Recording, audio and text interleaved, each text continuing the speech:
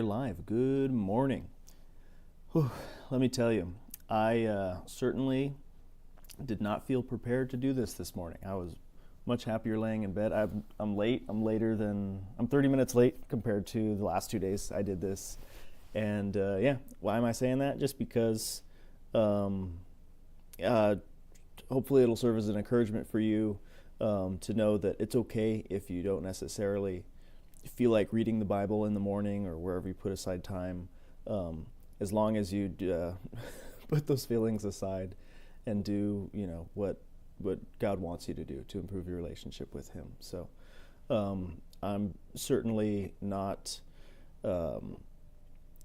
immune to feelings such as those, because I was this close to just staying in bed being like, we'll just pick it up tomorrow. But I'm glad I didn't. It's early. Please excuse me. I'm glad I didn't. I'm glad I am here with you today. And let's get right into it. We're starting up at Genesis 4. We read the New Testament yesterday, back in the Old Testament today. Now we're reading about the birth of Cain and Abel and how that all transpired.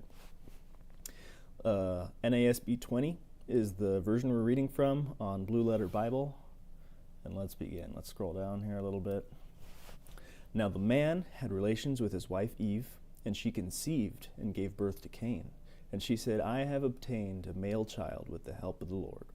And again she gave birth to his brother Abel.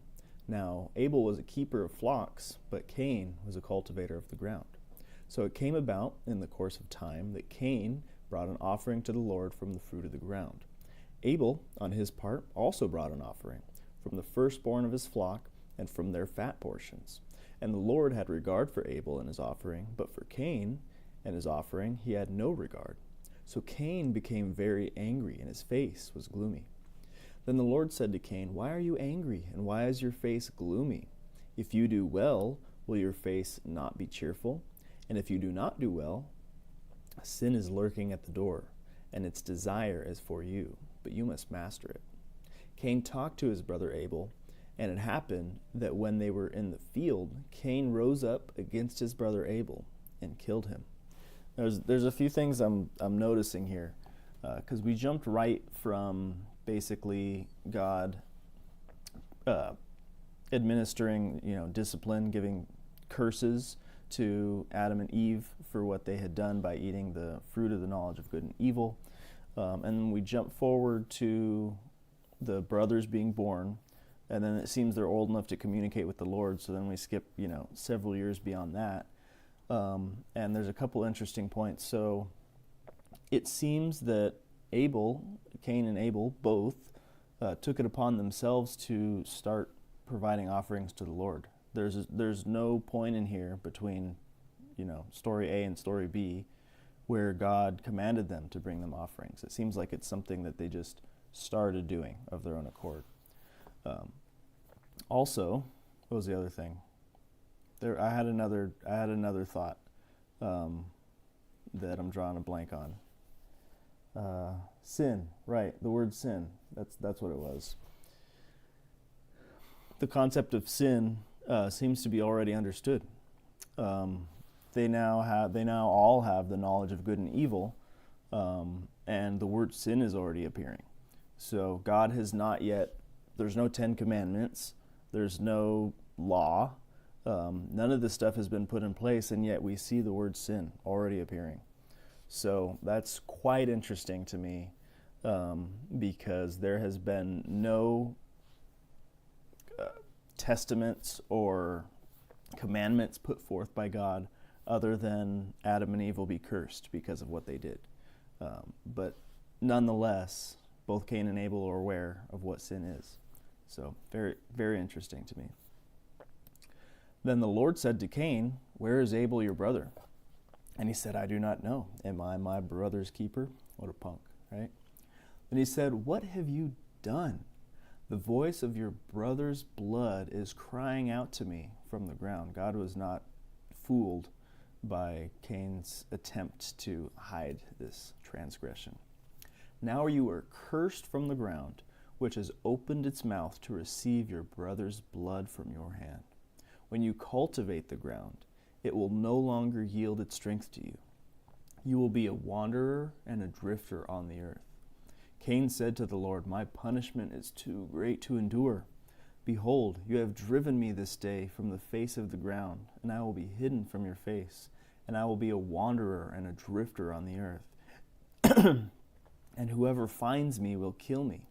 So the Lord said to him, Therefore, whoever kills Cain, vengeance will be taken on him 7 times as much. And the Lord placed a mark on Cain, so that no one finding him would kill him.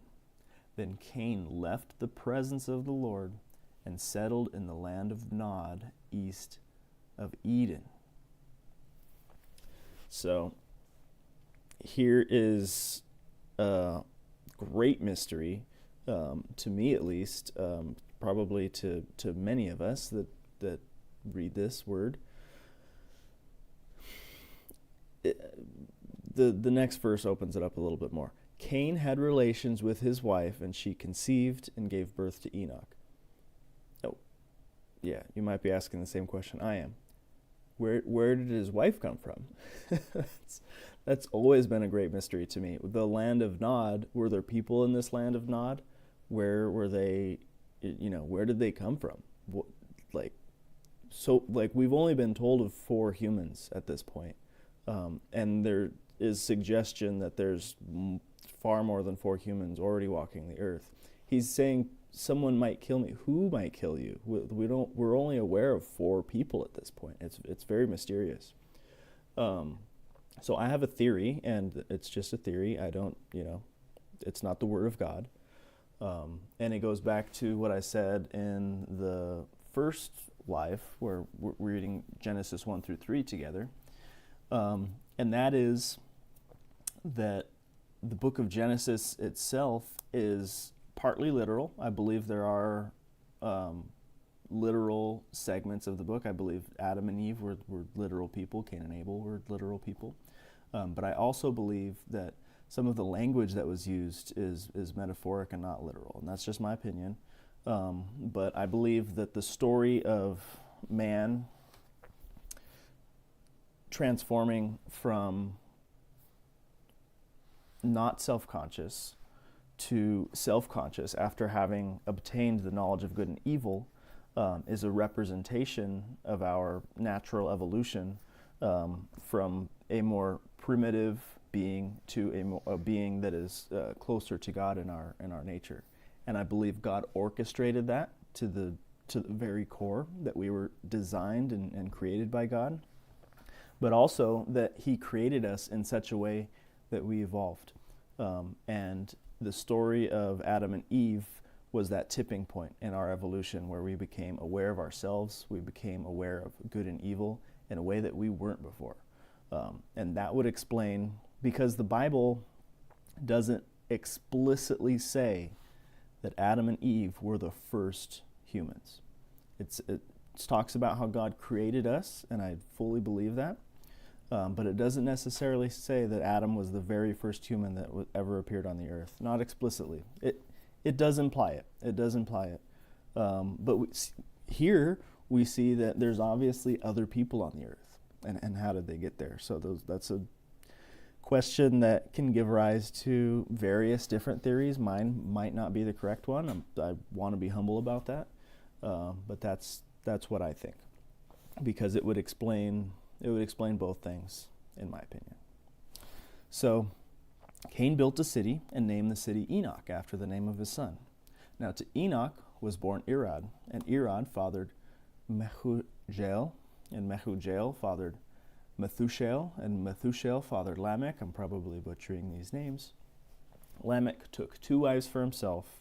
The name of one was Ada, and the name of the other Zillah. Ada gave birth to Jabal. He was the father of those who live in tents and have livestock.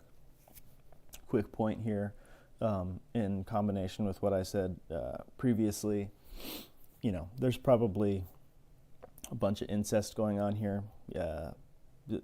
When there's only so many people in the world, you only have so many choices for a mate, and these wives were likely their sisters. I mean, that's probably the most likely situation here.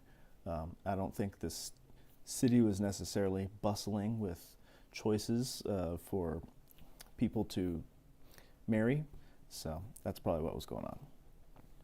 So Ada gave birth to Jabal. He was the father of those who live in tents and have livestock. His brother's name was Jubal. Okay, A-T-U, got it. He was the father of all those who play the lyre and flute. As for Zillah, she also gave birth to Tubal-Cain, the forger of all implements of bronze and iron, and the sister of Tubal-Cain was Naamah. Lamech said to his wives, Ada and Zillah, listen to my voice, you wives of Lamech, pay attention to my words. For I have killed a man for wounding me, and a boy for striking me. If Cain is avenged 7 times, then Lamech 77 times. Adam had relations with his wife again, and she gave birth to a son, and named him Seth. For she said, God has appointed me another child in place of Abel, because Cain killed him. To Seth also a son was born, and he named him Enosh. Then people began to call upon the name of the Lord. Very interesting stuff. Descendants of Adam. So, probably going to read quite a few names here in this chapter, so bear with me. We'll get through it. This is the book of the generations of Adam. On the day when God created man, he made him in the likeness of God.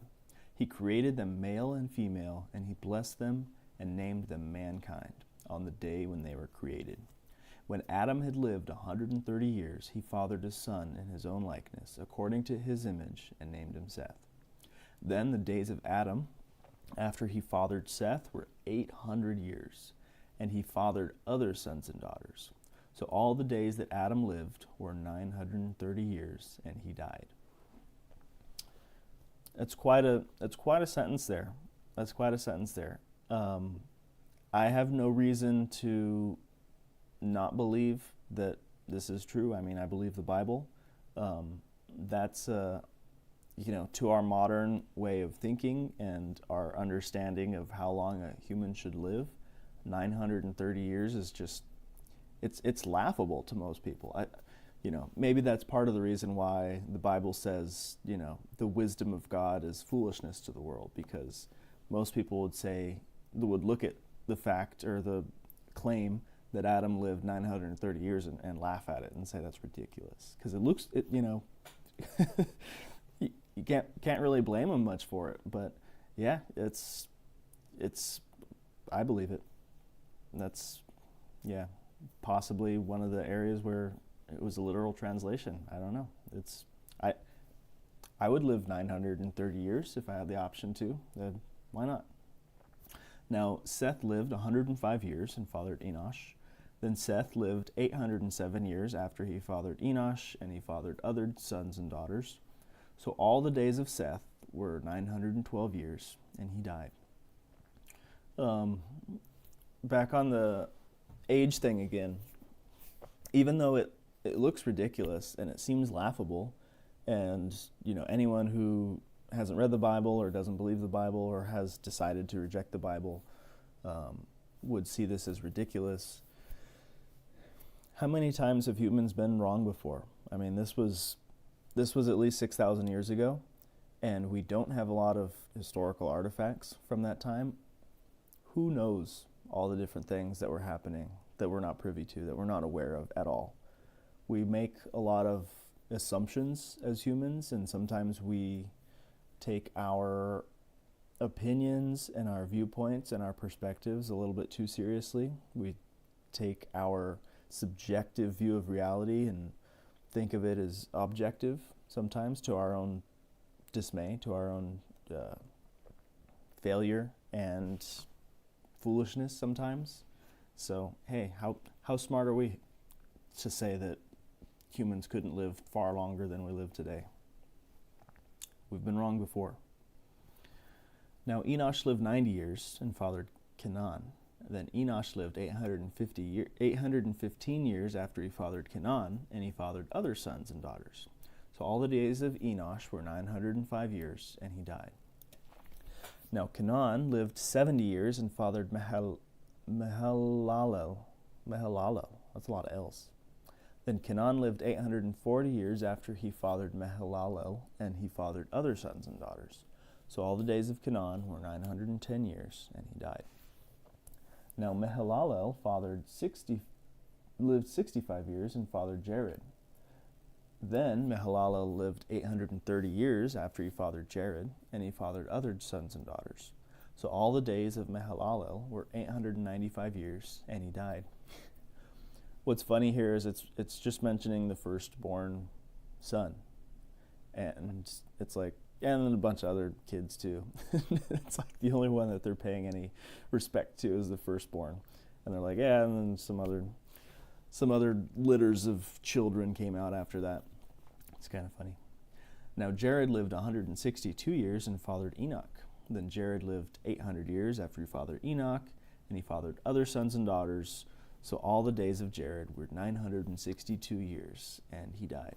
Is that the record so far? Yeah. 962. Good old Enoch. Now, Jared. Now Enoch lived 65 years, and he fathered Methuselah. Then Enoch walked with God 300 years after he fathered Methuselah, and he fathered other sons and daughters. So all the days of Enoch were 365 years. Enoch walked with God, and he was not, for God took him. The wording here is interesting. I think it's suggesting he did not die. Like God just ascended him into heaven, it seems, right? God took him. He went with him, not just into desolate blackness or eternal damnation. That concept is not going to be found here anywhere in the Old Testament, as far as I know. So let's look at this word, not. Enoch walked with God, and he was not. LXX, not found. Not found. So it can also be interpreted as not found. So his body does not exist on the earth. It was never buried. God took him along with his body, is what that seems to be suggesting. Now Methuselah lived 187 years and fathered Lamech. Then Methuselah lived 782 years after he fathered Lamech, and he fathered other sons and daughters. So all the days of Methuselah were 969 years, and he died. New record here. I think he is the current day record holder. Now Lamech lived 182 years and fathered a son, and he named him Noah, saying, "This one will give us comfort from our work and from the hard labor of our hands caused by the ground, which the Lord has cursed." Then Lamech lived 595 years after he fathered Noah, and he fathered other sons and daughters. So all the days of Lamech were 777 years, and he died.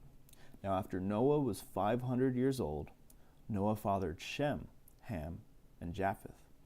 Now I think that's the record for how old they were when they fathered their first son.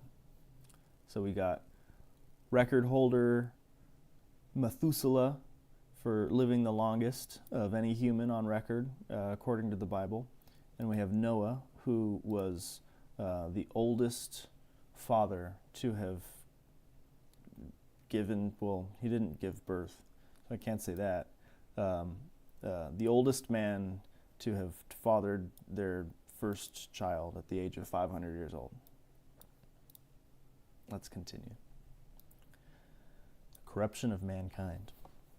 Now it came about when mankind began to multiply on the face of the land, and daughters were born to them, that the sons of God saw that the daughters of mankind were beautiful, and they took wives for themselves, whomever they chose. Then the Lord said, "My spirit will not remain with man forever, because he is also flesh. Nevertheless, his days shall be 120 years. The Nephilim were on the earth in those days, the fallen ones." So I'm personally not completely sure. scholars may know this. I don't know if the Nephilim is referring to the angels who left heaven in search of human wives, or if the Nephilim is referring to the offspring of those relationships. The Nephilim were on the earth in those days and also afterward, when the sons of God came into the daughters of mankind, and they bore children to them. Those were the mighty men who were of old, men of renown. Crazy, like straight up crazy stuff right here. Like, this is nuts. Sorry to say if that's not appropriate language. It's mind-blowing to think of angels leaving heaven and procreating with humans. Like, how did that, it's ridiculous that they were even compatible with each other to produce offspring. Like, this whole concept is wild. It's wild. But it's written. Some people don't give the Bible enough credit for being an absolutely wild book. There's certain things in here as we continue, especially in the Old Testament, that are just absolutely brutal and graphic. Like, there's some insane passages in the scripture that hopefully we'll get all the way through.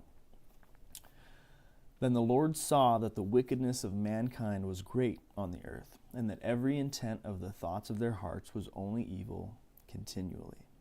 So the Lord was sorry that he had made mankind on the earth, and he was grieved in his heart.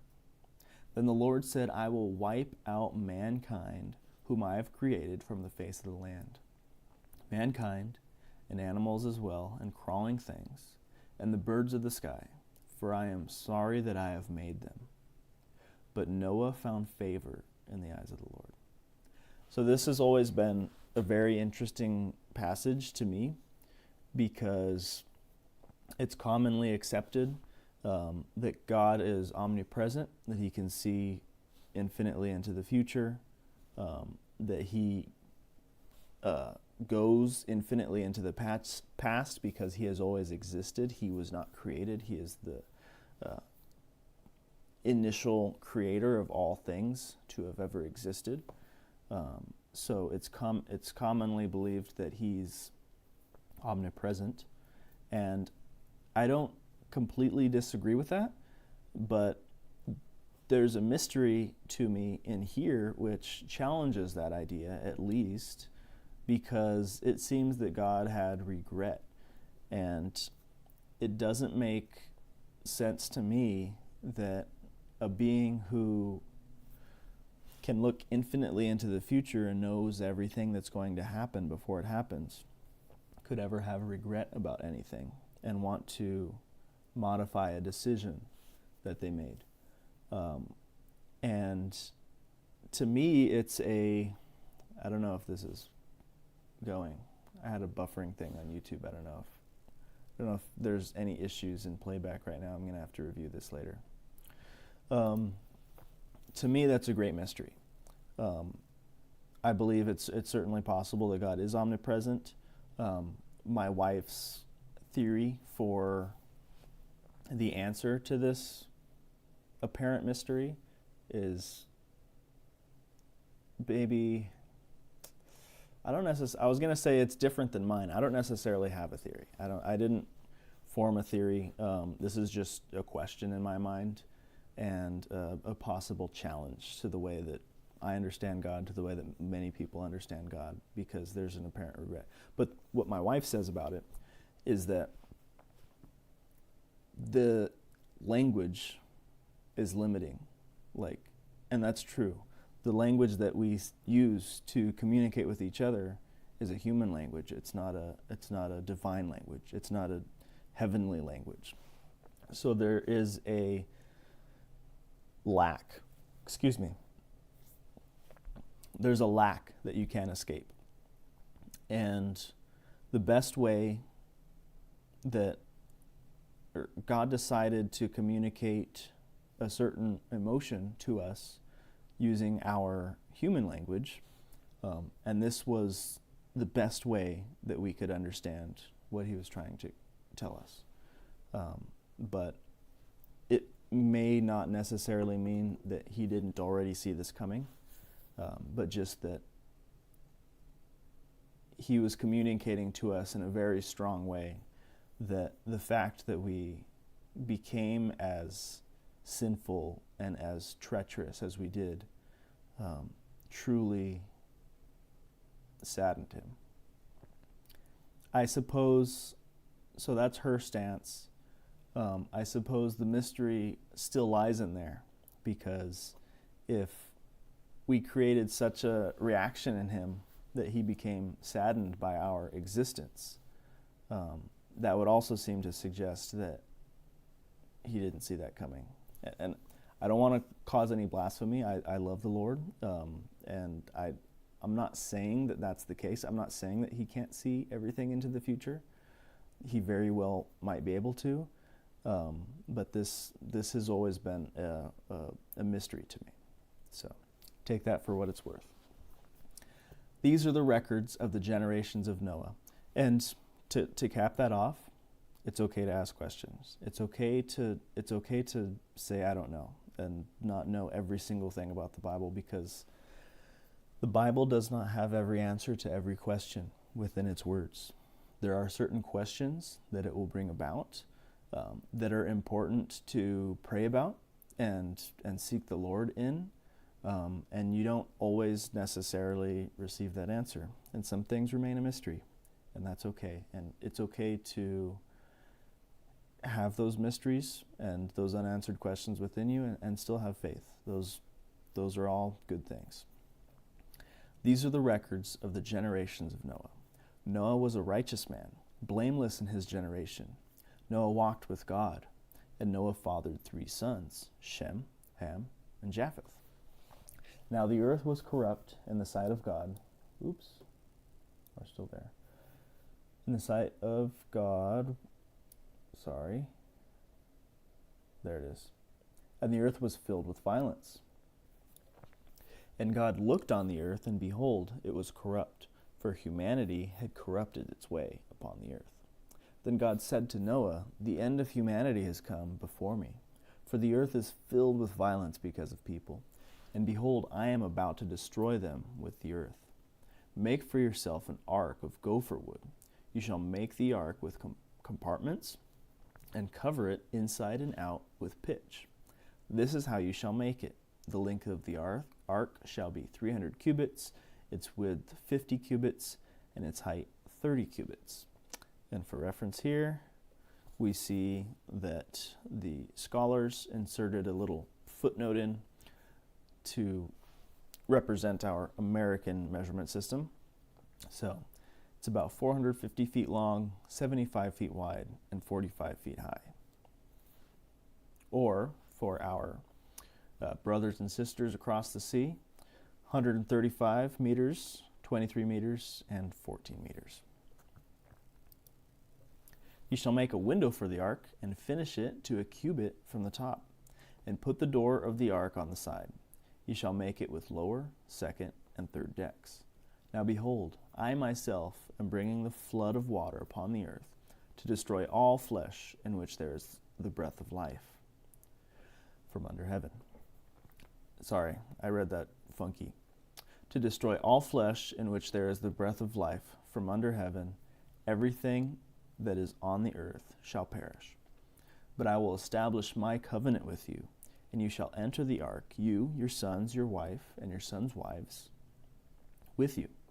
And every living thing of all flesh you shall bring 2 of every kind into the ark. To keep them alive with you, they shall be male and female.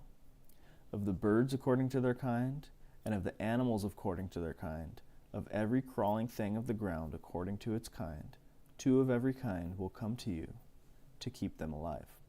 As for you, take for yourself some of every food that is edible, and gather it to yourself, and it shall be food for you and them. So Noah did these things according to everything that God had commanded them. So he did. I'm going to stop us right there. Yeah, that's the end of the chapter. That ark is certainly huge. I think some people have done calculations as to just how many animals may have been able to fit on that ark. Um, it's certainly not as many species as we have today. So there's a bit of mystery there as far as if this was, if this happened 4 or 5,000 years ago,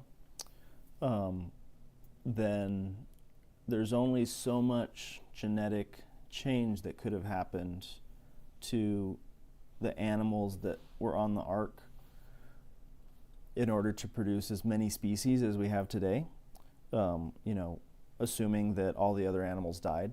So there are different theories out there. There's one theory that says that the ark or the flood was not global but a local flood. I think the Bible more suggests that it was a global flood. He says every, where is it? He says every living thing. Let me read the sentence again. Destroy. I myself am bringing the flood of water upon the earth to destroy all flesh in which there is the breath of life. From under heaven, everything that is on the earth shall perish. So because of that sentence, the theory of the local flood, I think, doesn't hold much water. Excuse the pun. But the size of the ark, as huge as it is a bit limiting considering how many animals are alive today. So that's a bit of a mystery as well. So these are just, I'm not claiming to know. I'm not claiming that that's something that, it doesn't interrupt my faith, but it's worth asking. It's worth contemplating or posing the question is, how does this make sense? And as far as I'm concerned, I don't know how that makes sense, but this is the way it's written. It seems to be written in a very literal sense, not a metaphoric sense. So another mystery to me. Genesis is a wild book, full of many mysteries as far as I'm concerned, and hopefully one day we'll know more. We'll get to look at God face to face. He's going to, on the day of judgment when we stand before God, he's going to ask us a lot of questions, but hopefully we'll be able to ask him a few questions and, have an answer for some of this mysterious stuff. So thank you. I hope you enjoy the mystery as much as I do, and that it's exciting for you as much as it is for me. To some, this may be challenging. This may challenge your very faith, but it doesn't have to, because it's compatible with mine, because I believe God can do anything, and this is, for whatever reason, the story that he decided to tell. So thanks for joining today. Hopefully in the near future we'll have some live participation and we can communicate back and forth in the chat. And until then, stay well, and I'll see you soon.